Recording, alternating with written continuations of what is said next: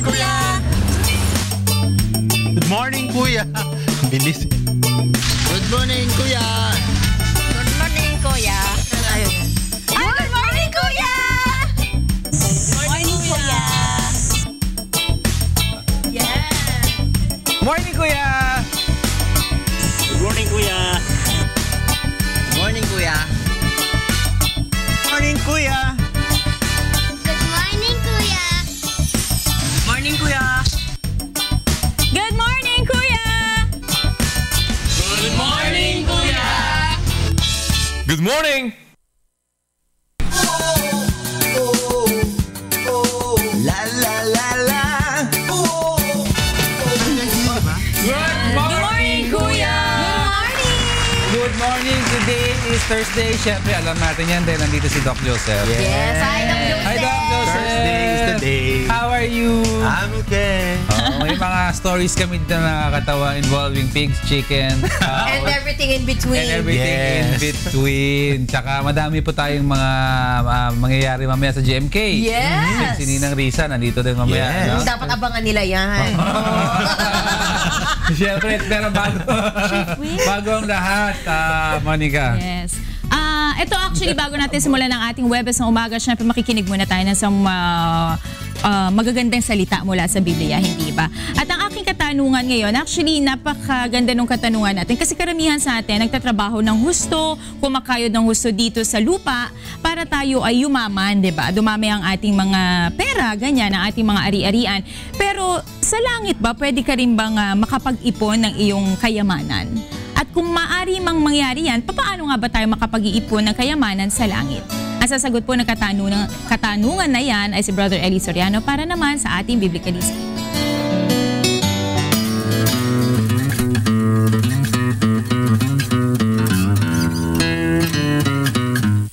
Pagka nag-iipon ka ng pera, di ba yung nag-iipon, tinatago yung pera?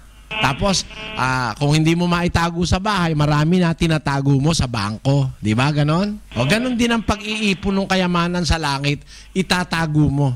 Babasahin ko sa iyo Diyan sa Mateo 6:1. Mag-ingat kayo na huwag magsigawa ng katuwiran sa harap ng mga tao upang kanilang makita. Sa ibang paraan ay wala kayong ganti ng inyong ama na nasa langit. Tuloy. Kaya nga, pagka ikaw ay naglilimos, ay huwag kang tutugtog ng pakakak sa harap mo, na gaya ng ginagawa ng mga mapagpaimbabaw sa mga sinagoga at sa mga daan, upang sila'y mangagkapuri sa mga tao. Katotohanang sinasabi ko sa inyo, tinanggap na nila ang sa kanila'y ganti. Datapwat pagka ikaw ay naglilimos, ay huwag maalaman ng iyong kaliwang kamay ang ginagawa ng iyong kanang kamay. Upang ang iyong paglilimos ay malihim, at ang iyong ama na nakakakita sa lihim ay gagantihin ka. At pagka kayo ay nagsisidalangin, ay huwag kayong gaya ng mga mapagpaimbabaw, sapagkat iniibig nila ang magsidalangin ng patayo sa mga sinagoga at sa mga likuang daan, upang sila'y makita ng mga tao. Katotohanang sinasabi ko sa inyo, tinanggap na nila ang sa kanila'y ganti. 19. Huwag kayong mangagtipon ng mga kayamanan sa lupa, na dito'y sumisira ang tanga at ang kalawang, at dito'y nanghuhukay at nagsisipagnakaw ang mga magnanakaw. Kundi mangagtipon kayo ng mga kayamanan sa langit, na dooy hindi sumisira kahit ang tanga, kahit ang kalawang, at dooy hindi nanghuhukay at hindi nagsisipagnakaw ang mga magnanakaw. Ayan. Kung kukunin mo, kapatid, sa konteksto ng pangangaral ni Kristo, diyan sa Kapitulo 6, ang ipinatitipong kayamanan, yung mga gawang kabutihan na ipinatatago niya, ayaw niyang ipakita mo sa iba. Kasi habang yun ay nakatago, nakarehistro yun sa ama, gagantihin ka ng ama pagdating ng paghukom. Bawa, pag maglilimos ka, wag mo nang ipapakita sa iba, wag mo nang ipapaalam yung ginawa nung kanan mo sa kaliwa. Ibig sabihin, huwag kang magtatanyag ng kabutihang ginagawa mo. Itago mo lang ng itago. Huwag kayong gagawa ng katwiran sa harap ng mga tao para mapuri kayo at makita. Mas mabuti yung gumagawa ka ng kabutihan, tinatago mo, kinukonsil mo. Pag nananalangin ka, huwag kayong mananalangin gaya ng mga napagpaimbabaw, nananalangin ng patayo para makita ng mga tao.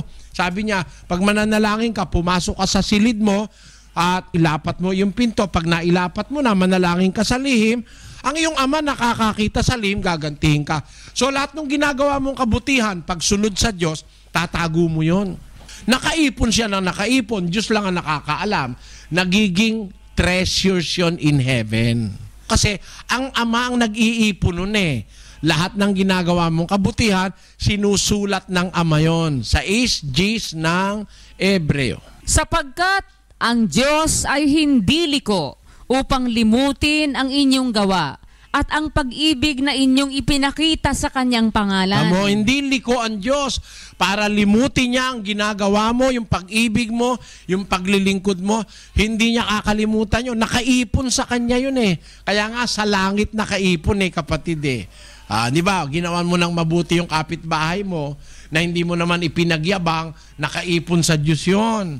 Nakaipon yun sa kanyang talaan. Nakakaipon ka ng treasures in heaven. Yun ay hindi nasisira, hindi nananakaw ng magnanakaw, hindi nasisira ng tanga, sapagkat lahat ng iniipon mong kabutihan sa Diyos, natatandaan ng Diyos yun. Nakalista yun sa aklat ng buhay. 139:16 ng awit. Pakinggan mo. Nakita ng iyong mga mata ang aking mga sangkap na disakdal. At sa iyong aklat ay pawang nangasulat, kahit na ang mga araw na itinakda sa akin, nang wala pang anuman sa kanila. Amo, araw-araw sinusulat yung ginagawa natin eh. Kaya kung puro kabutihan yon, nakakaipon ka ng kayamanan sa langit. Meron pang pruweba para patunayan ko sa iyo ang tinutukoy na kayamanan sa langit yung mabubuting gawain. Basahin natin ng Apokalipsis. Eto, may naniniwala na tao na siya, mayaman na siya, okay na siya. Pero alam mo, para sa Diyos, wala siya eh. Pakinggan mo. Sapagkat sinasabi mo, ako'y mayaman at nagkamit ng kayamanan, at hindi ako nangangailangan ng anuman. At hindi mo nalalamang ikaw ang aba at maralita at dukha at bulag at hubad.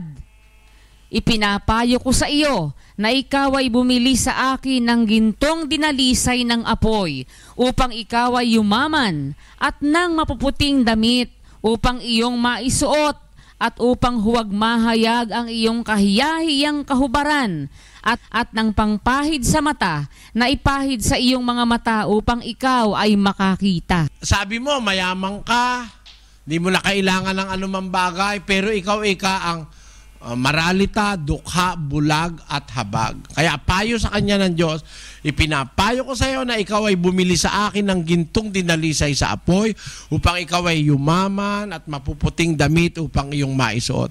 So may spiritual na kahulugan yung pag-iipon ng kayamanan sa langit. Hindi nakukuha yun ng tao dahil marami kang ginto, mayaman ka na, hindi. Hubad ka pa rin sa Diyos, dukha ka pa rin, maralita. Saan ka dapat yumaman? Doon sa mga gawang ipinagagawa ng Diyos. Yun ang pag-iipon ng kayamanan sa langit.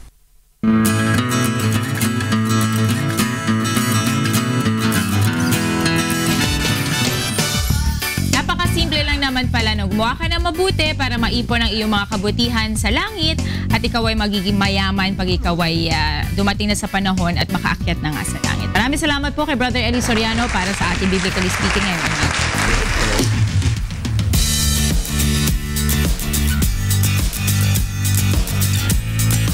Yes. This week rice area, di ba? Yes. Puro kanin ang ating ginagawa. Serye. Pero bagay na bagay itong quick meal natin Kasi ngayong dito araw. ako, Nandito si Doc Joseph, tapos ang pangalan pa ng quick meal natin, Chinese chicken.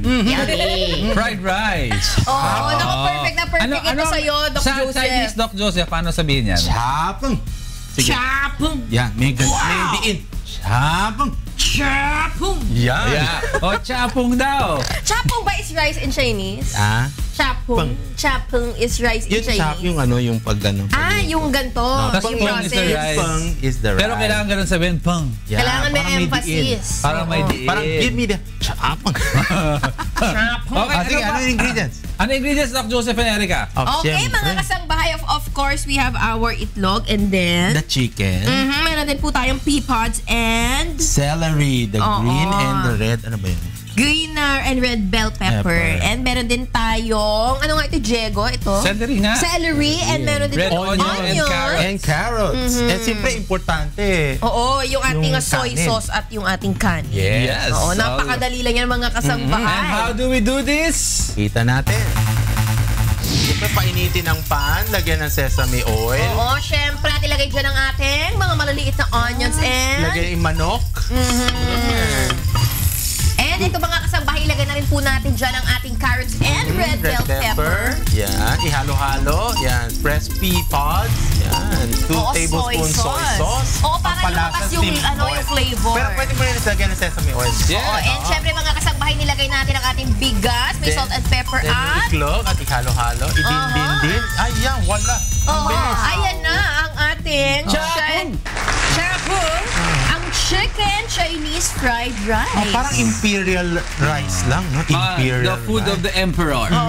Perfect for Doc Joseph Lee. Oo, kasi meron ka ng protein, may carrots ka pa, may mga beans ka pa, chlorophyll. Kompleto, Ayos. di ba? May carbs And ka syempre, pa. merong chicken, no? Na masarap na masarap. Yan nga sinabi ko, may protein. Ayun pala. Ay, nako, Erica, mag-price update ka na lang.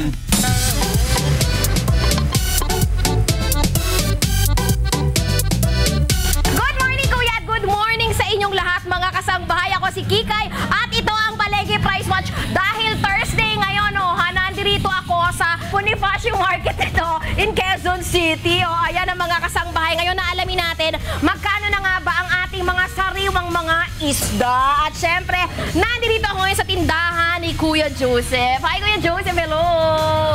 Okay, ayan. Kuya, unahin natin ito. Bangus, magkano per kilo? 140 po, ma'am.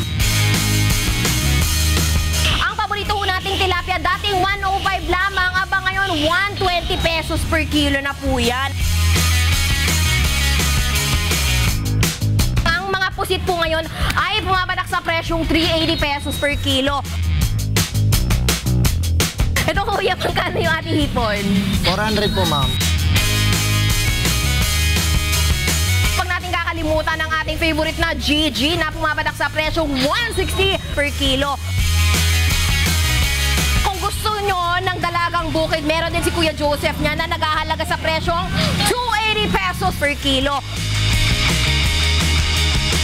Ayan mga kasangbahay, ngayon alam nyo na ho ang presyo ng ating mga sariwang mga isda. At dahil dyan, bibigyan natin si Kuya Joseph ng napakagandang Good Morning Kuya gift pack at mula dito sa 4 Directions Ads. Ayan, maraming salamat Kuya. Oh yes! O ayan mga kasangbahay, ngayon alam nyo na ang presyo ng ating mga sariwang mga isda dito sa palengke. At syempre, maraming salamat po ulit sa ating mga vendors dito sa kanilang mainit na pagtanggap. At syempre, huwag natin kakalimutan ang 4 Directions Ads para ho sa mga interesado na magpagawa ng mga magaganda at matitibay na souvenir items. At sila po ay matatagpuan dito sa Unit G15A, Regalia Park Tower, Pitwazon Street Corner, sa Cubao, Quezon City! Di ba syempre, maaari rin po silang makontak sa numerong 334-8047 at sa 440-9420. At kung gusto mo silang i-text dito sa 0936-481-1710. Maraming salamat po muli sa 4 Directions Ads. Ako po ulit si Kikay at ito ang Palengke Price Watch sa Good Morning, Kuya! O ayan mga kasangbahay, ngayon alam nyo na ang presyo ng ating mga sariwang isda mula po yan dito sa Bonifacio Market in Quezon City. Kaya kung malapit lang po kayo sa area, I highly suggest na dyan na po kayo bumili ng inyong mga bilihin dahil murang-mura murang-mura talaga compared kung bibili pa kayo sa mga mall at malalaking grocery. And on that note, Tanong, Jeko, gusto nga pala natin magpasalamat dito sa North 2 Division Mothers Club in Nueva Ecija kasi sila yung nag-provide nung ating bigas para sa ating quick meal. Oy, love yung mga Mothers Club na yan. Matagal ko silang nakasama. Tsaka maano talaga sila, maasikaso. Nung ako pa nagpapalengke. Oo. Oh, pinasa nga nila yung trono sa akin. Papakainin ka ng kadami-daming. Oo. And everything, meron ka pang baon. Oo. Dami nabigyan ka ng baon, ako hindi. Uy, oo nga pala, gusto natin batiin ng welcome back si Harris Cero. Oo, si Bo. Hello. Sayang, may nakaprepare sana akong intro dyan tapos binati mo. Sige, Ibo. Sasabihin ko sana may na-repatriate na kulang lang kadena tsaka leather jacket. Oo, fresh from the US. Asan na pa sa lubong? Ayan sa makeup. Kaya lang sinasabi ko Oh, sige.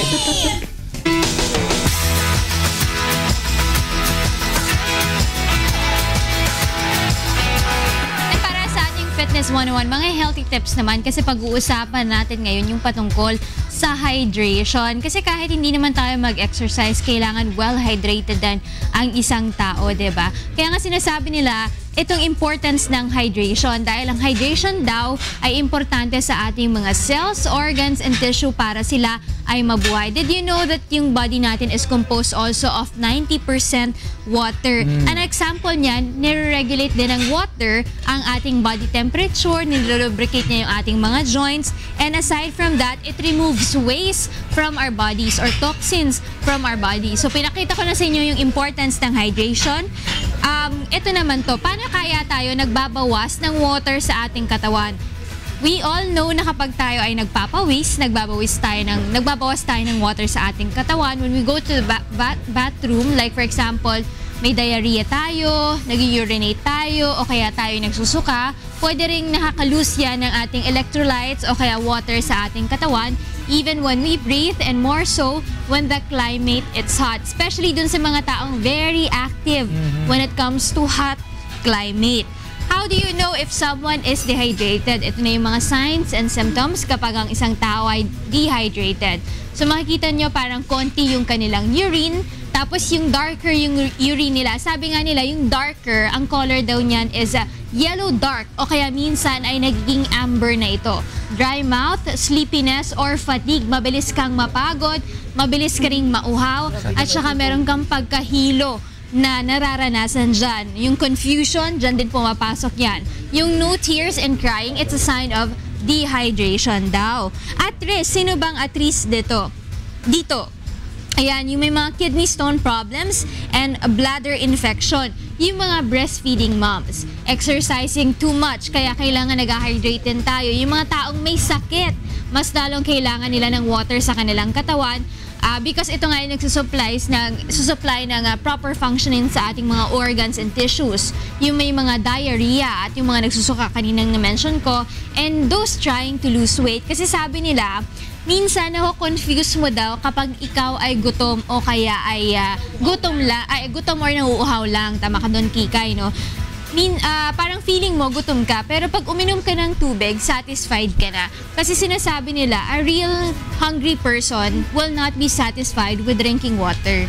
So, kunyari, uminom ka na ng tubig, pero gutom ka pa rin, ibig sabihin na gutom ka talaga. Pero kung kunyari, parang feeling mo gutom ka, tapos uminom ka ng tubig, yun pala, nauuhaw ka lang. So, yun yung sign na thirsty ka na pala. Kaya minsan, di ba, Rina, sinasabi nila, if you eat your meals, di ba, minsan wag ka munang uminom ng tubig. Kasi it makes you parang ano ba yung ginagawa ko? Ang iniinom ko kasi para maiwas ako sa overeating, umiinom ako ng water before the meal. If you're trying to lose weight, siguro. If you're trying to lose weight, you can drink 2 glasses of water, 1 glass of water before eating your meal. O, tsaka sa morning maganda yan, umiinom ka rin ng water, at least 2 glasses. Diba? That's true kasi it stimulates your bowels to move. You know, yung drinking 2 glasses of water. Maganda yan eh. Before, tapos at least, when you wake up, tsaka before you sleep, you have to drink water talaga. Para at least habang natutulog ka, nagpa-function pa rin yung katawan mo ng mas maayos. Diba? Tapos bukas, ituturo ko naman sa inyo yung mga drinks na pwede nyo inumin. Pwede bang sports drink dyan? Pwede bang energy drink? Pwede bang juice? How much water ang kailangan yung inumin? Tsaka yung mga tips, yung sa may mga tao kasi ayaw ng walang lasa, diba? Ang tubig kasi very plain lang yan, diba? So walang lasa. Ano yung mga tips na pwede nilang gawin dyan?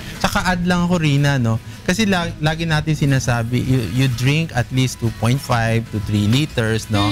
Minsan sinasabi natin na ating mga pasyente o mga kababayan, Doc, pwede bang mag-over drinking too much, di ba? Your Overhydration. Overhydration naman. There is a way that your system will throw it away or iihi na la. Kagaya na sinabi mo, it will be secreted by through urination or sweat. Meron yan.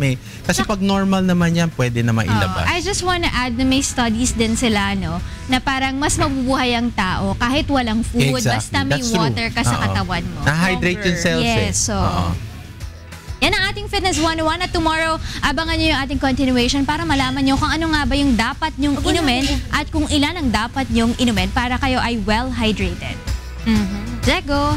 Alright, Monica. Oo. Inline pa rin sa ating public service. Bukas po ang ating programa, no? Kung kayo ay meron mga katanungan patungkol sa inyong kalusugan o kaya mga legal concerns. At ito po ang aming mga telepono. Nakikita po ninyo sa inyong mga TV screens. Tumawag lamang po or mag-text sa 442-6256 or 442-6257. Kung kayo po ay Globe subscriber, maaari rin po kayong mag-text or tumawag sa 0995-582-3762 or kung kayo naman po ay Sun subscriber, 0932-947-5386. Maaari rin po kayo mag-send ng message sa aming Facebook account, www.facebook.com/goodmorningkuya. I-type lamang po ang inyong pangalan, edad, lokasyon, and of course, ang inyong pong mga katanungan. Ayan po. Bukas po ang aming programa again para sa inyong legal and medical concerns. At para tayo ay maging fit, kailangan gumamit tayo ng Patrol. Kaya naman, Good Morning Kuya would like to thank Patrol. Ayaw mo bang tumaba? Ayaw! Go with the power of 500. Go with the power of Patrol and live it. Take care of your liver with Live It. Available at all leading drugstores nationwide. Good morning, Kuya would also like to thank New Moms, magibidang nanay sa New Moms Malunggay. At OsteoGuard, tulong iwas osteoarthritis sa OsteoGuard. Go Galaw! Wow!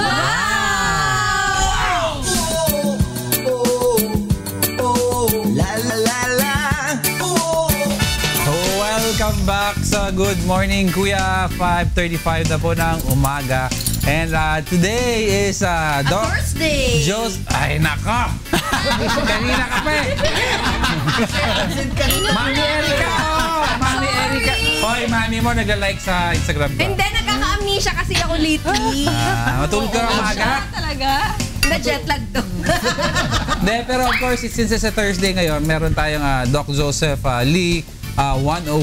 Yeah. Para sa atin, usapang pangkalusugan.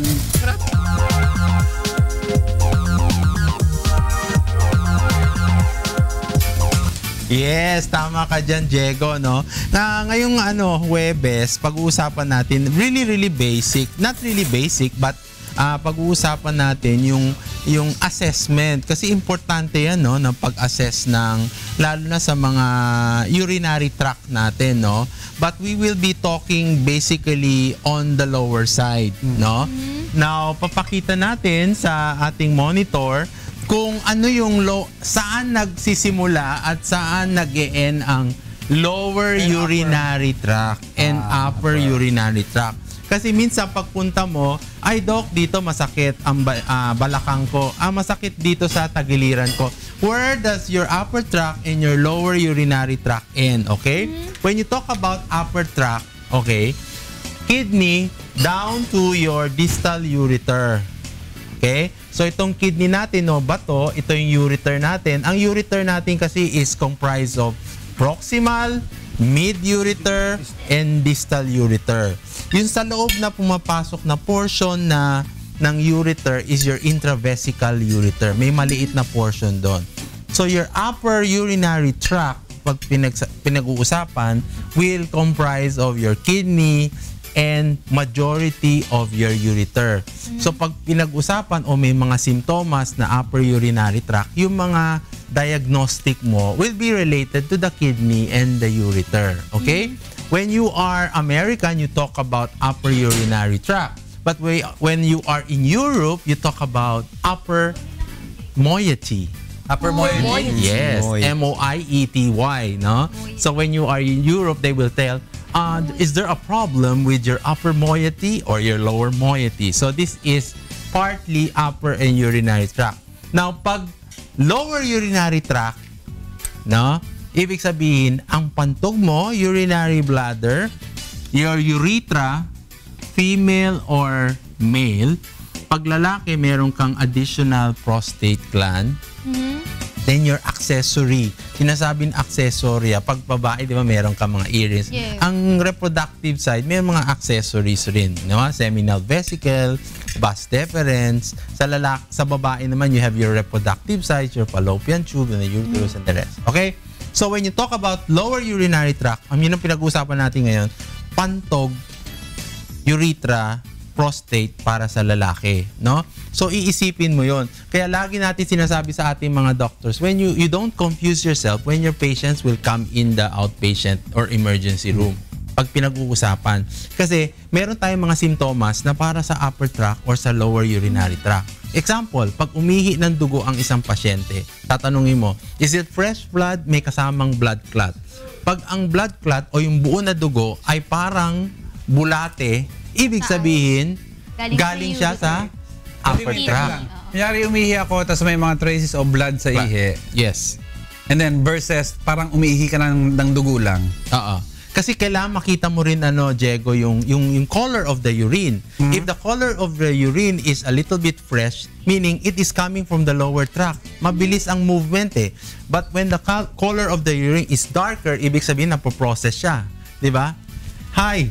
Oh, si Chef Quiz. So, ibig sabihin, sa upper tract siya. So, alam kailangan ng doktor, ay, upper tract to lower urinary tract. Pagkasabi ng pasyente, oy, meron blood clot, Dok, meron akong buo dugo. Tingnan mo yung dugo niya. Is it circular or globular or vermiform? Vermiform parang bulate, pahaba eh. Doktora, pahaba. Doktor, Pag pahaba siya, parang bulate, galing siya sa taas. Pag bilog-bilog siya, very clotty, globular, it is the lower tract. No? So yung zoom in mo ng diagnostic will be immediately cut into two. Lower tract ka ngayon. So isipin mo pantog, okay? Now, yung simptomas natin na sinasabi, marami. Dysuria, balisawsaw, madalas umihi. These are very common for lower tract. 'Di ba? Now, pag may kasama ng lower back pain, flank pain, probably this is upper tract, okay? So how do you go about in diagnosing lower or assessing your lower urinary tract, no? Kasi pwede natin gawin, pwede ka ba mag-ultrasound? Yes, you can do ultrasound at both ways, upper tract or lower urinary tract. But basically, pag nag-ultrasound tayo sa lower urinary tract, ano ang gusto natin makita? Ang pantog, ang prostate, ang urethra or stones, no? Ito makikita natin, no? So you are visualizing here. Pero pag nag-ultrasound ka sa upper tract, you are trying to see the kidney. Alright? Very good. Pag urinalysis naman ang request natin, this can be upper tract and lower urinary tract. Okay? But of course, basically, gusto natin yung acute. Pag acute siya, basically, pang lower urinary tract siya. Sinasabi nga ni Diego, pag anything that is fresh, anything that is acute, it is the lower urinary tract. Mabilis kasi. Wala kasi siyang malayong ita-travel. Okay? Now, ultrasound, pwede yon. Ano pa ba? Basic. Urinalysis. Urine culture. Pag matagal ang infection, matagal ang sintomas, 2 weeks na, hindi nagagamot ang pasyente.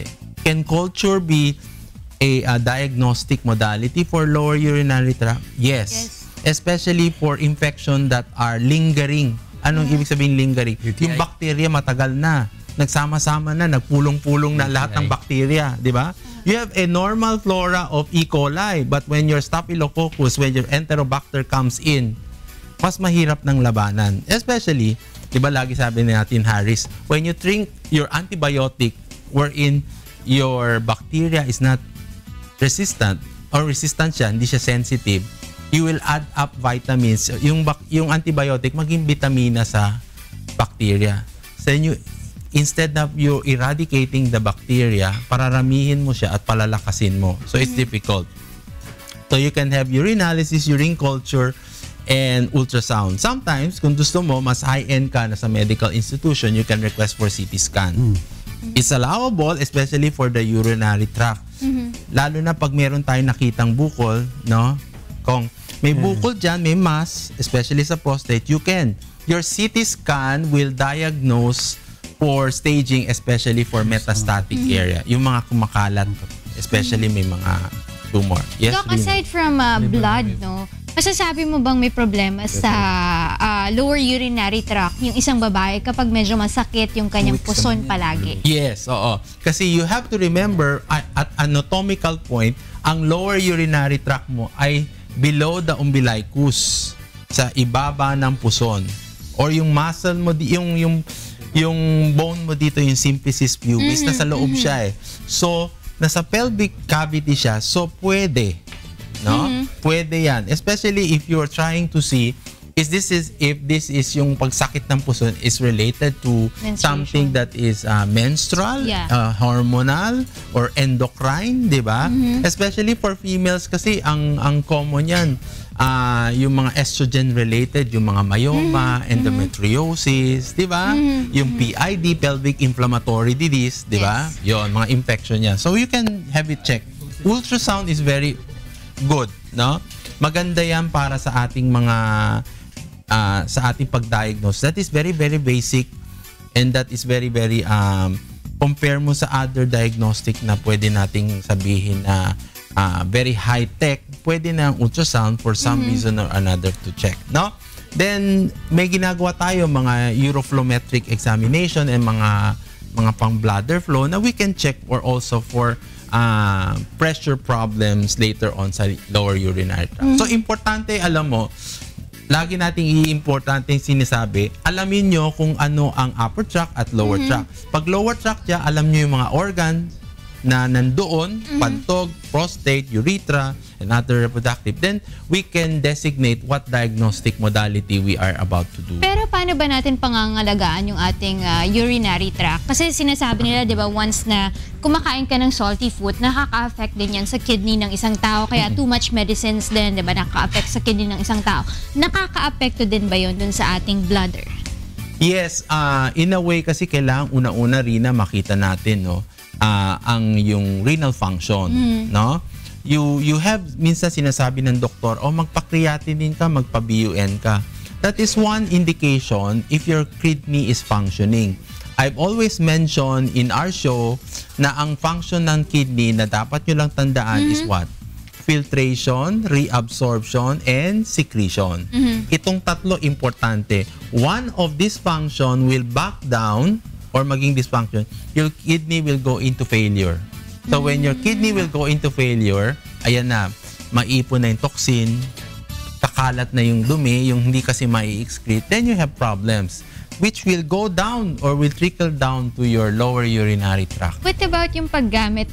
Kunyari, hindi maganda yung hygiene ng isang tao, hindi siya nagpapalit ng mga underwears niya, ganyan, nakaka-apekto din ba yan sa, nakakadulot ng infection sa ating mga bladder? Yes. Oo, lalo na pag na infected na yung ating yung tampons or mga underwear, it can cause ascending infection. Ayan, maraming salamat po sa iyo, Doc Joseph Lee, para na naman sa ating usapang pangkalusugan. Dami na naman nating natutunan. Thanks, Doc Joseph.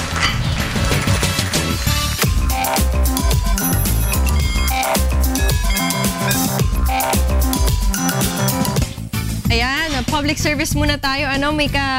May mangunsulta sa iyo, Doc Joseph. Ipinadala sa atin sa Facebook. Si Nilo Marasigan Nazareno mula sa Manila. Ang katanungan niya, Doc Joseph, good morning po. Tanong ko lang po ay ano po ba ang palatandaan o malalaman kung ang aking kidney ay mahina? At ano po ba ang dapat kong gawin o dapat kong iwasan para hindi lalong humina? Alright, very good, Nilo, no? Talia, that's one thing na mention natin kanina. Kasi wala ka naman talagang physical indication na makikita kung ma-attribute kung makikita mo kung mahina ang kidney. The only thing that you will have to do is kung may mga simptomas. One is like magpapa-blood exam ka, tingnan mo yung BUN creatinine mo. If it's normal, then it's good. Ibig sabihin functioning. Now, kung meron kang mga ibang telltale signs, ibig sabihin, naglo-lower back pain ka, nagpa-flank pain ka, may nararamdaman kang pagbago sa pag-ihi mo, siguro pwedeng iyan ang indikasyon na may problema o namumuong problema sa iyong bato or kidney, no? Importante kasi, Talia, kasi ang basic ano natin is yung function ng kidney kailangan pangalagaan, no? Now, with regards to protect yung kidney, of course, you have your food in moderation. Alam mo naman, sa amin kasi pinagbabawal namin yung very salty food, no? Then, always hydrate, no? Uminom ng tubig. Hydration doesn't mean na kailangan uminom na maraming soda or soft drinks, no? Which has other contents. Basta importante, yun lang. Then basically, you can protect your kidney. Yun, maraming salamat sa iyo, Doc Joseph. La la la la. Welcome back po sa Good Morning Kuya at 6:19 in the morning. Paalala lang po sa mga nakakalimutan na araw, Thursday po ngayon, October 19. It's a Thursday. Saka mga ibang tao, kala Wednesday, iba kala Friday. Ugali ko yan. Ugali ko yan kapag Thursday. Akala ko Friday. Ilunok mo na, ilunok mo. Alright. Okay. Pero Erica, of course, bago lahat, meron tayong public service. Yes. Ano ba public service natin?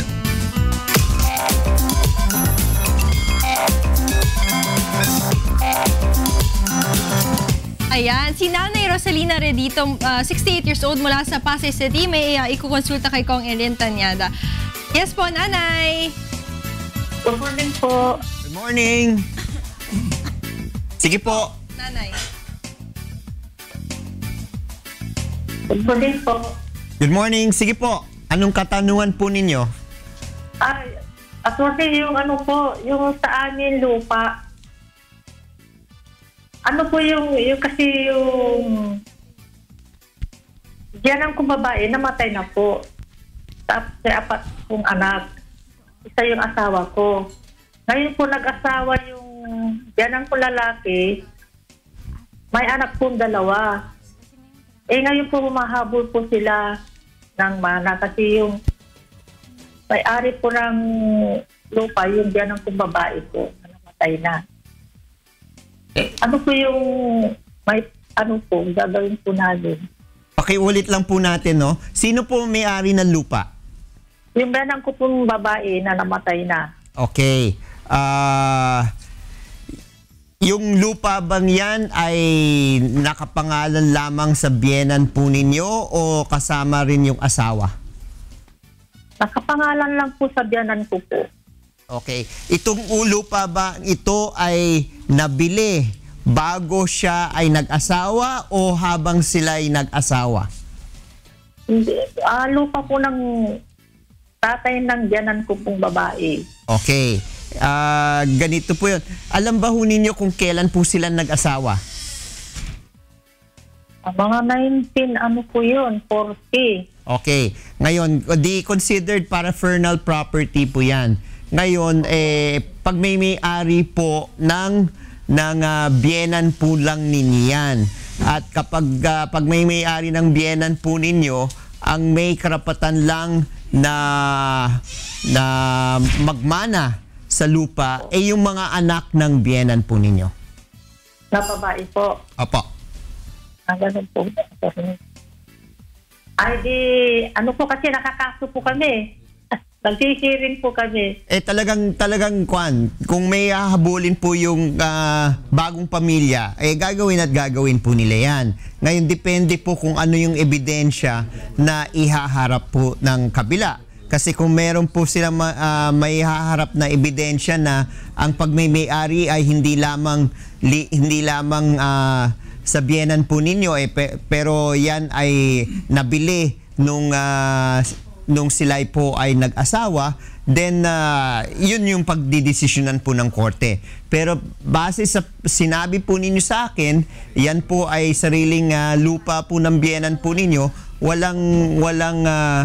pag may-ari yung bagong pamilya po, yung mga anak ng bagong pamilya. So kailangan sigurado lang po tayo sa detalye dahil talagang sisikapin po ng kabilang pamilya na makihati po sa ari-arian. Yan lang po. Salamat po. Maraming salamat rin. Thank you, Nanay. Thank you, Kong. Yes. Degs. Okay na. Yes. Yeah, of course. Since it's a Thursday. Ano ba sinabi ni Erika kanina? Sino ba ang inaabangan sa Thursday? Hindi lang si Doc Joseph, syempre mga kasangbahay, dahil inaabangan din natin ang ating resident financial guru at si Ninang Riza. Para sa ikonsulta mo. Hindi mo pinindot.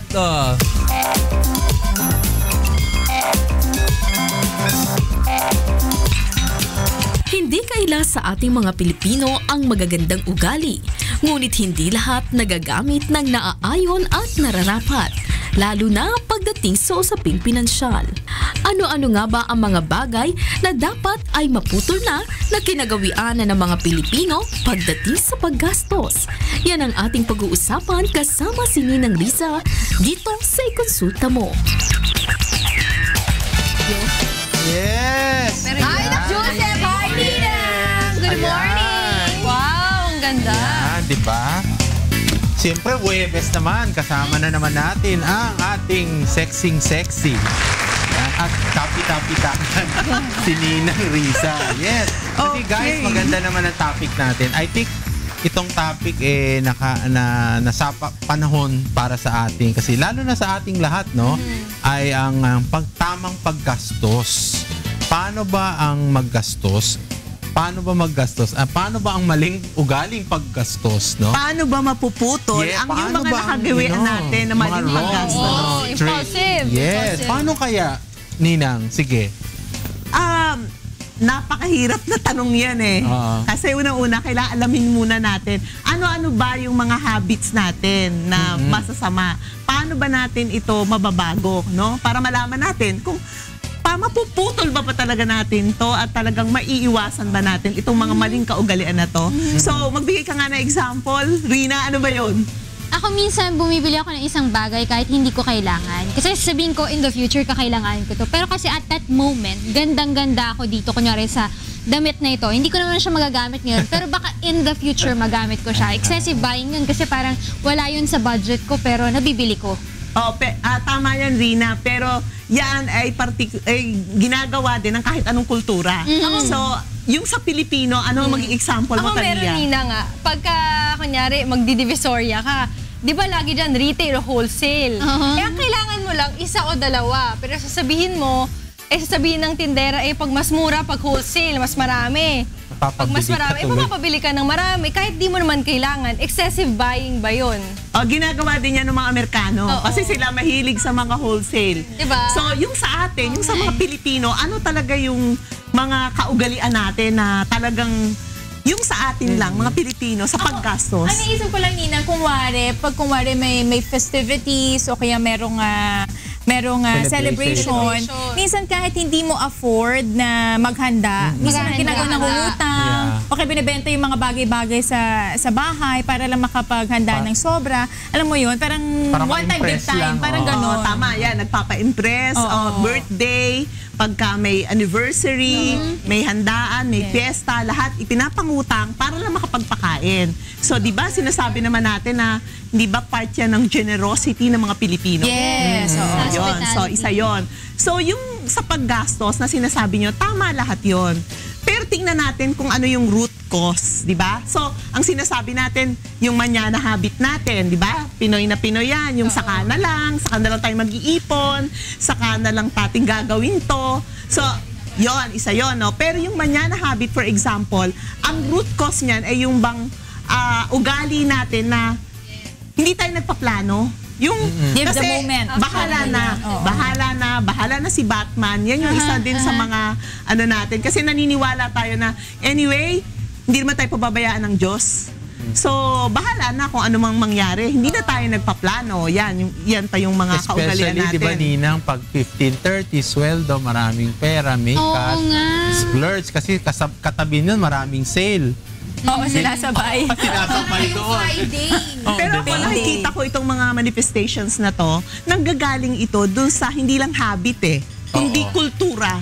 Kulturang Pilipino. Kultura yung mga pagdiriwang, yung mga piyesta na nakuha pa natin sa mga Espanyol.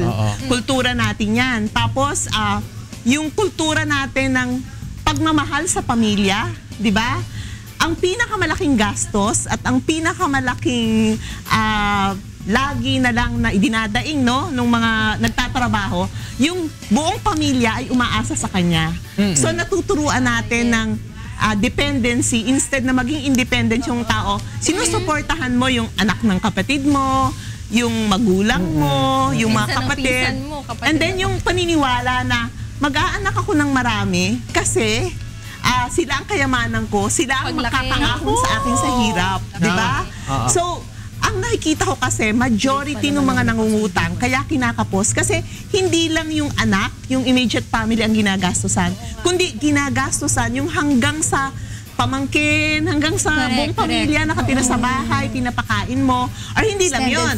Kunyari yung mga kababaryo mo, nasa Manila ka, makikitira sa'yo para mag-aral, yung dito pupunta or magtatrabaho, lahat nakikisiksik sa bahay mo. So, ang tanong, tama ba yung pagmamahal na ganon? Tama ba yung close-knit family tayo na tayo lahat ang aako sa responsibilidad ng kapamilya or yung kakilala natin, kaibigan, tama ba yun? Case in point, Ninang, yung mga OFWs, diba? Parang instead na mag-ipon, minsan pag umuwi, nauubos sa pasalubong, sa mga balikbayan boxes, pati mga kapitbahay ng kapitbahay, may pasalubong. Minsan binibili na. Oo, dahil lang dyan yung ating generosity. Masyado tayo mapagbigay. Kahit na isusubo mo na lang, inibigay mo ba? So, maganda, diba? Yun, mapagmahal tayo, mapagbigay tayo, pero ano yung masasamang ginagawa natin tungkol doon, no? Tapos isa pa yung hiya factor natin, yung nahihiya tayo. Hindi lang yung pagtatanong kung paano mag-ipon o pagtatanong kung paano yung tungkol sa kaperahan, pero nahihiya tayo per se na pag-usapan. Kunyari, sino ba ang maghahawak ng pera sa pamilya? Paano ba ang pagbabudget? Kung ikaw ay nagtatrabaho na, pwede ba mag-contribute ka sa gastusin sa bahay?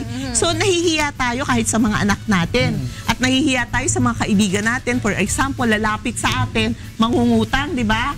Ang gagawin natin, nakakahiya kasi. Kahit alam ko, hindi naman ako mababayaran, pero papautangin ko pa rin. Do you think, Ninang, kasama dun sa hiya yung siguro na experience natin? Kagaya tayo, Rina, Talia, Monica, no? Pag hindi ka nagbibigay, may maririnig ka sa ibang relative mo. Ayan, no? Hindi yan, tinan mo, ang laki-laki ng kinikita. Yan, wala namang inaabot. Di ba? Madamot, kuripot. So, paano mo naman masasabi na ayaw mo mabigay, gusto mo sila maging independent, pero alam mo, ayaw mo mag-abot, kasi pero because of that, nahihiya ka, mapipilitan kang magbigay. Oo. At saka marami rin sa atin, parang hindi natin alam, alin ba yung obligasyon at alin ba yung responsibilidad. So, kailangan matutunan nating i-define yan. Kasi sa family, di ba, sino ba yung responsibilidad natin at obligasyon natin? So, for example, syempre, pag anak natin, responsibilidad natin. At pag may responsibilidad tayo, obligasyon natin. Pero ang tanong ko, for example, yung bang mga kapatid mo, yung bang magulang mo, yung ba responsibilidad o obligasyon mo? Yun kasi, doon kasi nagsisimula. Kasi yun ang pinaka number one cause kung bakit naghihirap. Kasi imaginein mo na isa ka lang, tapos ang dami-daming mong susuportahan. So, ang sa akin siguro, kailangan tingnan natin kung ano yung mga pinapahalagahan natin. Gusto mo ba na yung anak mo lumalaki na walang sariling space kasi pinatira mo yung kamag-anak mo o yung kababaryo mo, di ba? Siguro, Ninang, mas okay na. Kunwari, paminsan-minsan bigyan mo rin sila, pero don't allow them to be over-dependent on you. Bigyan mo sila, ito, mag-start ka ng panibagong business mo, pero don't allow them na maging sobrang dependent din sa'yo. Kasi ikaw din yung magsasuffer nun O kaya nga, so ang tanong paano mo to gagawin kung ito na yung values natin? Paano natin ito maaalis? Ang isang habit na ganito at ang isang kulturang ganito. Yun ang tanong. Paano nga ba? Paano, Ninang? Kasi mahirap no? Siguro unang-una, tingnan natin yung sarili natin. tingnan natin kung ano yung mga values na magaganda, okay, maging mapagmahal tayo, pero dapat may limit. Dapat yung hindi tayo inaasahan, pero nasasandalan lang tayo. Dapat kung nagbibigay tayo ay hindi tayo inaabuso, hindi todo-todo. Yung meron tayong ititira para sa sarili natin. At saka siguro kailangan na matuto nating tingnan at mahalagahan din yung sarili natin kasi ang nangyayari tayo ang kawawa eh. For example, yung sinasabi ni Monica na OFW, ibibigay mo ang lahat. Dapat marunong tayo ng yung moderation lang, tama lang. Kung ano lang yung kailangan, yun lang ibibigay. Yes. Yan. Salamat Ninang Rita sa mga advice mo ngayong Huwebes tungkol sa paggastos, wastong paggastos. Okay. Harris?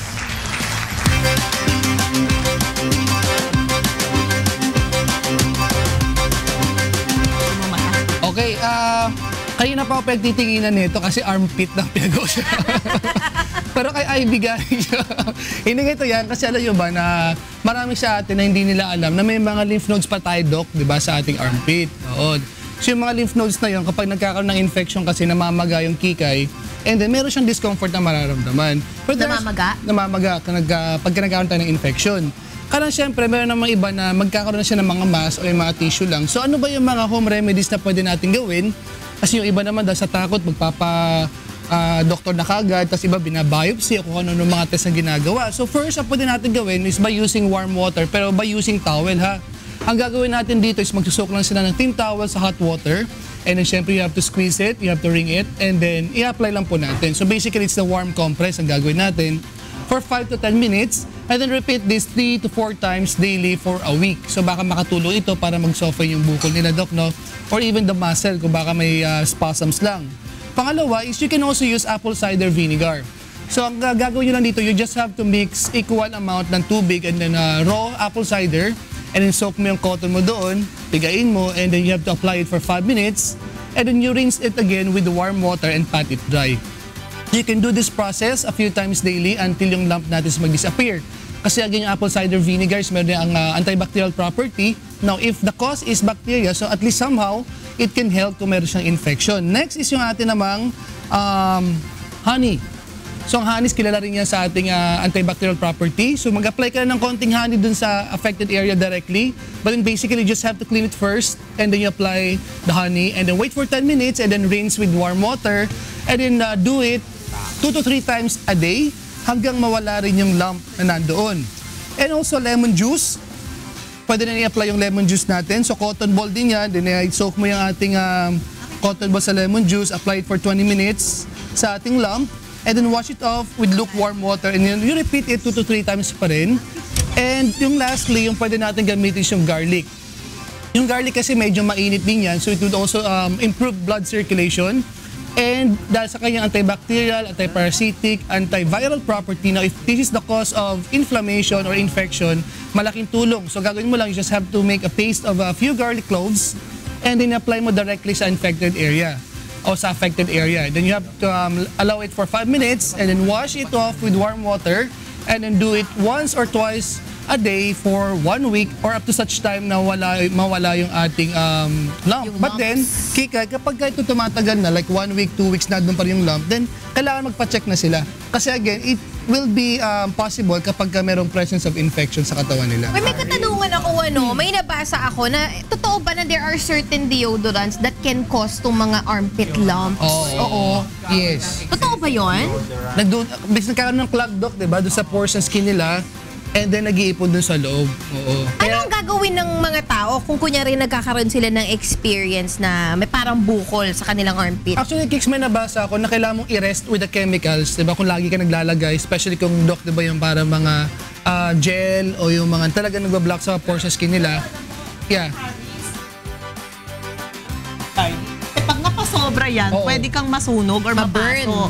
Kasi one time yung sister ko, nakagat siya ng ipis. So sabi ko, lagyan ng garlic. So yung garlic nilagay niya sa affected area, para siyang nasunog. Garlic sa armpit at medyo na sobrang, padila mo na lang. Uy, i-dilute mo na lang. I-dilute mo ng konti, Nina. Organic ba? ba? Konti tubig. Honey. Para siya masyado concentrated. So yung prefer niyo yung ating mga kasangbahay na mag-use na lang ng mga natural deodorants na nabibili sa mga health stores? Yeah, of course. Natural. Kesa doon sa mga commercially available. Mas healthy talaga kapag natural. Okay? Thank you! So that's our home remedies sa mga nagkakaroon ng mga lumps sa kanilang mga armpit o sa kanilang kilikili. Talagang very you ang topic kasi special. Ano meron? Very you ang topic kasi armpit lump. Diba? Pakonsulta lang tayo. May armpit lump ka ba?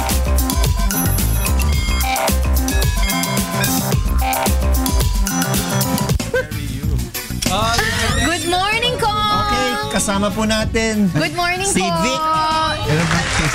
Sabi ko, mahaba ng pangalan eh. Dr. Victor Emmanuel Carmelo D. Nadera Jr. Otherwise, sino niya na Sir Vim yan. Oo.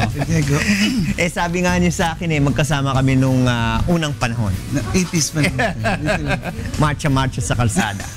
Of course, ang topic po natin, ano ang salita ng taon? No?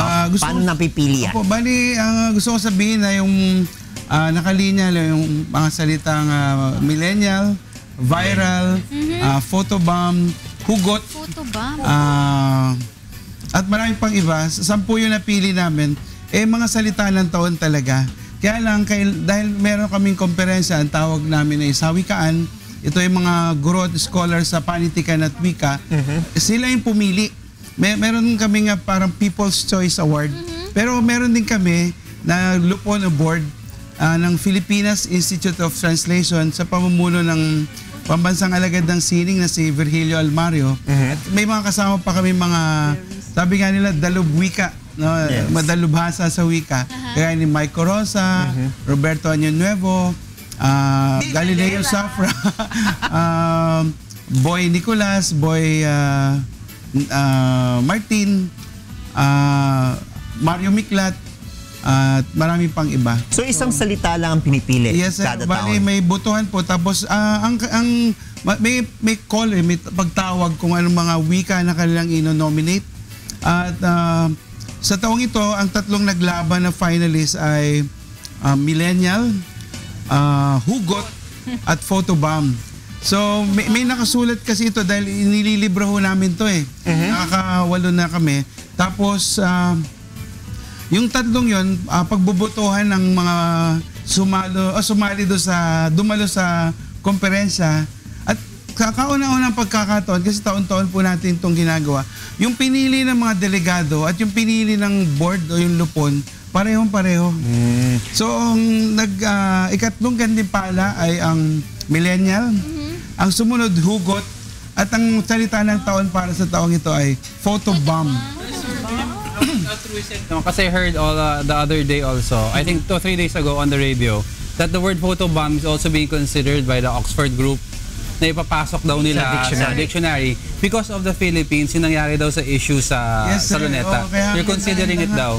Kasi yung nagsalita, maganda na yung artikulo na sinulat ni Michael Chua o Xiao Chua na isang historiador sa De La Salle University. At nung nag-present pa siya, lalo niya nakumbinsi. Kasi binalikan niya yung kasaysayan halimbawa ng Luneta. Pinakita niya yung estado ng pagbabago at nakumbinsi niya karamihan na oo nga nakakasira talaga sa tanawin yung pagkakaroon ng alam na naman natin ko. So yung building. Meron ba kayong let's say talaan kung kailan inumpisahang gamitin yung mga salitang yan bago ninyo kinonsider? Meron pagsasaliksik, sir, yung kung sino magno-nominate, meron parang sila mismo ang dapat magbigay ng kasaysayan. Sila yung defender. Kasi sasabihin nila yan kung bakit ito dapat ang manalo.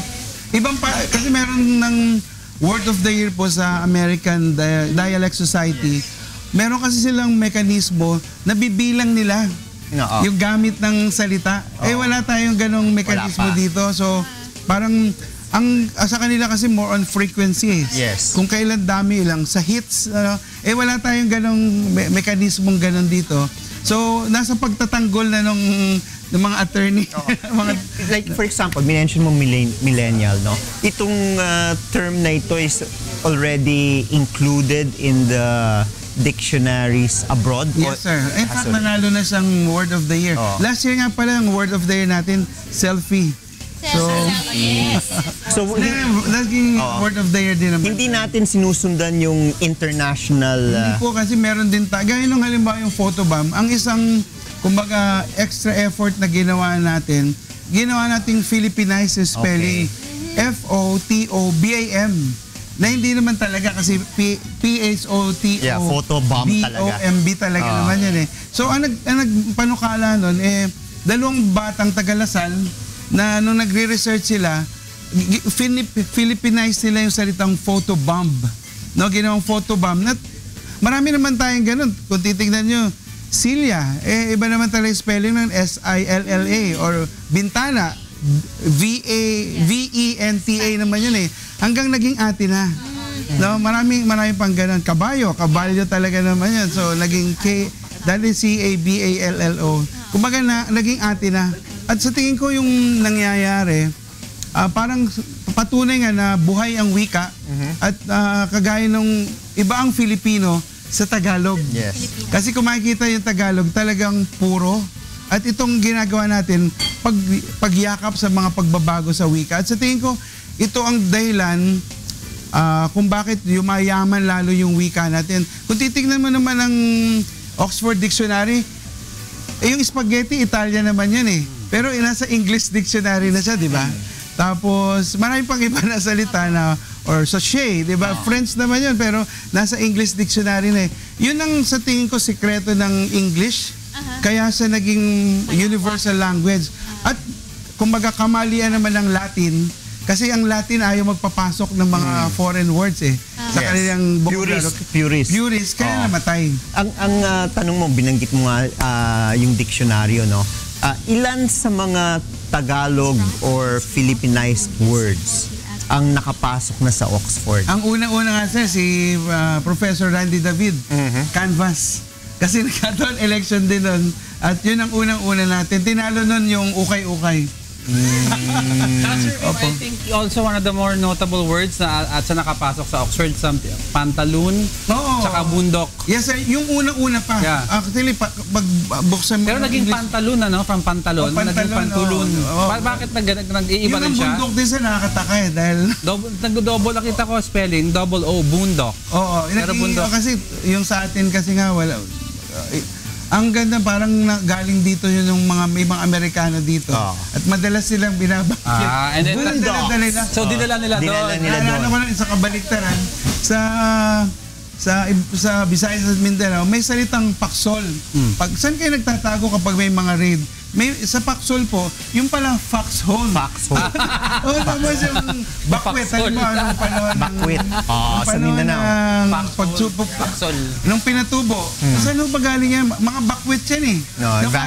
Evacuate pala. Doon ang galing din yung may pagkain lang yung salitang evac. Yung bakwet rin eh, yung sa refugees sa Mindanao. Yes sir. Yun nga, kumbaga may mga gano'n naman tayong ginagawa kaya... Yung MLDP. Saan naman ang yun? Paano? Actually, kasama ba yun? Actually, yung description yun ng ating dating unang ginang, at sa kanila nang galing naman yan eh. Na yung, alam niyo na kung anong ibig sabihin natin sa salitang yan. At ang nakakatuwa nga, yung Oxford mismo, siniseryoso yung ating salitang kilig na wala namang katumbas kung tutuusin sa English. Kaya ang dami pang iba. Pati, nalimutan ko lang, pero ang dami ng mga unique words. Ang sinusundan ko nga po, sana, kasi may update sa December ang Oxford Dictionary, baka kasama na yung tokhang. Hindi natin alam. Isang coined word din dahil tok-tok at hangyo yan. Onomatopoeia sa pagkatok, tapos yung hangyo, Bisaya for pag-usap. Lalo na nadadating yung UN rapporteur. Baka sumama siya sa Operasyon Tokhang. At kung gagamitin niya yung salita. Lalo mag-report siya doon sa UN. Magiging international na yung term na yan. Tokhanized na siya. Tokhanized na yan. Okay, maraming salamat. Salamat po sa inyo. aabangan natin yung next year. Ano yung mga ibang mga salita Ayun, for the Tokhang, year. wala pa. Wala So, pa. baka next year. Baka next year yun. Pero maraming salamat, Sir Vim and Kong Eri, no, for interesting topic. At syempre, punta tayo ngayon isa sa mga favorite segments ng umaga. Ano ba ito? What's for breakfast?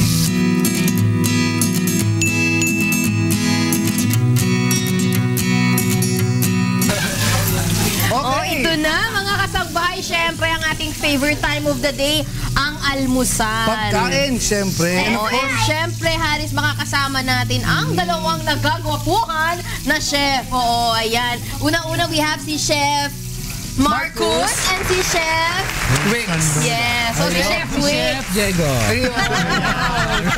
Alam mo, Jex, no, napansin ko lang, si Kikay, vocal siya nagwagwapuhan. Pero ako never pa niya ako sinabihang... Ay, Alam mo, anyway. Nakakit ka ba? Alam mo, malalaman mo magkaibigan tayo kapag hindi kita sinasabihan. Okay, sige. Thank you, Kix. Kaya nga sabi ko, di ba? Mas okay ka naman sa armpit. O anyway, bago mawala yung gana ko, Sino unahin natin? Si Chef Marcos. Chef Marcos, sige, Chef Marcos. Anong niready mo for us today for breakfast? Bale, yung niready ko po ngayon yung fusilli pasta with grilled vegetables in balsamic pesto. Very healthy, Chef, ha? And yung isa po yung fusilli. Yung chicken puree po. Okay. Puree po means flour po. Okay. Squash blossom. Pero ipapakita natin sa kanila today is the rusili ba? Opo, yung fusilli po. Sige. So rusili na yan, ano yung mga ingredients na ginamit natin doon, Chef? Okay. Fusilli pasta, pesto, balsamic vinegar, extra virgin olive oil, salt and pepper, red onion, green and red bell pepper, broccoli, and tomato. Oh, puro gulay lahat, Chef, ha? O, pang vegetarian ito. Okay, ang ating procedure, Chef, paano ginawa? Alright, kailangan ng... Bali, nilagay ko na po yung pasta. Habang nilagay ko na po yung pasta, tubig. Ginigrill ko na po yung, yung vegetables. Yung vegetables natin. Okay, so, apetsa mo na lahat, Chef. In-ice-bad ko na po yung, yung pasta. Then, minix ko na po siya sa bowl. Okay. Kasama yung... Ayan, bali po yung dressing niya po, pinagsama-sama ko na po yung pesto, balsamic and olive oil po. Tapos i-mix lang natin yan, Chef, di ba? Opo. Okay. And then? Then yan po, minix ko na po yung pasta, then... Yung mga vegetables natin. Dressing naman po. Dressing. Okay. Tapos i-mix na natin ulit din, Chef. Yes, sir. Tapos lagyan natin ng vegetables sa paligid lang, no? Yes. Ay, may nakita ko na para mga seeds. Ano yun, Chef? Pine nuts po. Pine nuts. Okay. Sige. O, Chef, sa mga gusto magpagawa sa'yo, gusto magpaturo, paano gumawa yan? Ano mga social media accounts natin? Pwede po kayong tumawag sa aking number sa 0919-950-5718. Okay, Facebook or sa account? Facebook po, hanapin nyo lang po yung pangalan ng Chef Marcus. Marcus. Makikita nyo na po. Instagram meron ba, Chef? Wala po. Wala. Coming soon. No? Diretso ko na. Ano, pabatiin ko na ba? Sige. Diretso ko na, Chef. Mga magigigreet mo, Chef. Ay nga pala sa mga taga-Holland America Line and Maneuvers Dancer and Extreme. Dancer ka pala, Chef, ha? Siya nagluluto para sa kanila. Alam po na Maneuvers Dancer. Okay. Maraming salamat, Chef. Marcus, thank you. Pwede yung kapatid. Oo nga, para kayo magkamukha. Picture tayo. Mga Japon. Right. Mula kay Chef Marcos, punta tayo kay Chef Wix. Busy pa yung Chef. Abalang-abala, Papakitang gilas. Ano ba yung ginawa mo today, Chef Wix? Ayan, so very special yung araw natin ngayon. Kasi nag-fry si Chef Wix eh.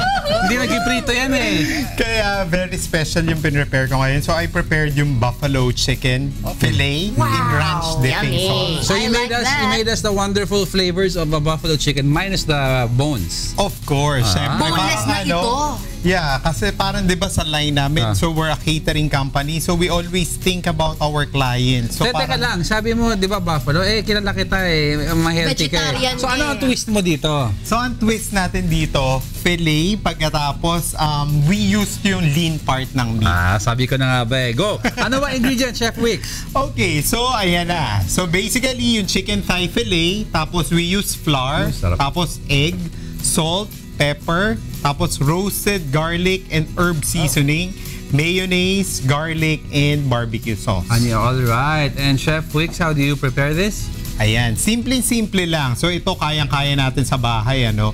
So first, syempre ni-line up natin yung ating Mga chicken fillet.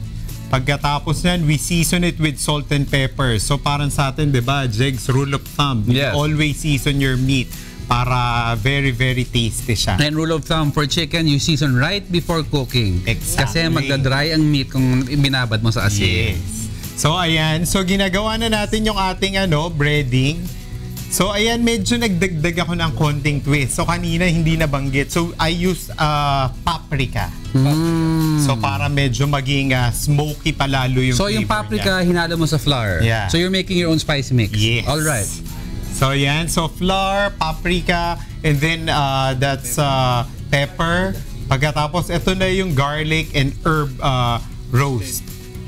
Ba, para ito yung mga mga ibang chicken company, spice mix, ha? Yeah. So yan, pwede ka rin gumawa actually, no?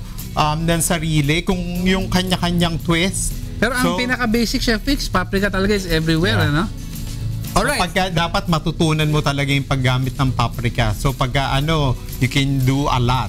So yan na. So inano lang natin, breading with egg, and then yung ating breading na ginawa, and then we dip fat. So anong breading ang ginawa mo, Chef Wix? Ito... Is it flour, egg, breadcrumbs, basic, or you made a batter? Hindi na. So lang, breading lang talaga. Breading lang talaga, yeah. Alright. Ito naman, ang ginagawa ko is yung ating ranch. So it's our own version of ranch. So kasi minsan yung parang we patterned it after the Filipino palate. So we use water, and then we use mayonnaise, and then we used garlic. Water, mayonnaise, and garlic. Okay. Yeah. Pagkatapos, we season it with salt and pepper as well. Okay. Alright, that's for your ranch dip dressing. Yeah. Okay, afterwards. So, afterwards, na natin. So, basically, after niya ma-fry, eto na siya. Yeah, nakakulate na. Buffalo chicken galing fillet na mo. in ranch dipping sauce. Of course, may mga gulay. Yeah, of course. So, dito naman, actually, yan yung nagiging favorite ko ngayon, pagka nasa bahay. So, konting olive oil, pagkatapos, you use a vegetable, tapos saute a little, tapos it's done. Okay, itong dalawang chef natin, halos isa lang ang yung plating style. Oo, tsaka ang maganda nagko-fusion sila, nagko-complement yung kanilang mga may pa-fusion. Word of the day ko yan. Ay, Chef Wix, promote na tayo, Chef. Ayan, so of course, so we launched our website already. So pwede nyo po kaming dalawin sa aming pinakabagong website. So kasi medyo before we only use Facebook, pero ngayon we're happy that we're launching our website. So it's www.chefwix.com. Ayan, for more information and details on Chef Wix. Yeah, so you can reach us at 0922-848-5808 and 369-4461. Walang textmate bawal po textmate dyan. Greetings mo, Chef. Greetings mo, Chef. So, binabati ko yung staff ko sa Chef Wix. So, and of course, yung very special client namin, si Ma'am Claire Paddy. So, she'll be celebrating her birthday this coming Friday. So, happy birthday, Ma'am Claire. So, and sa lahat ng aming mga kliyente, good morning sa inyong lahat. Alright, Haris. Pabo lang, Jex, belated happy birthday sa sister ko, Dr. Mona Lisa Acero, and si Ace Verrepuela, nanonood sa atin from Davao del Norte. Everyday, magandang umaga sa inyo lahat.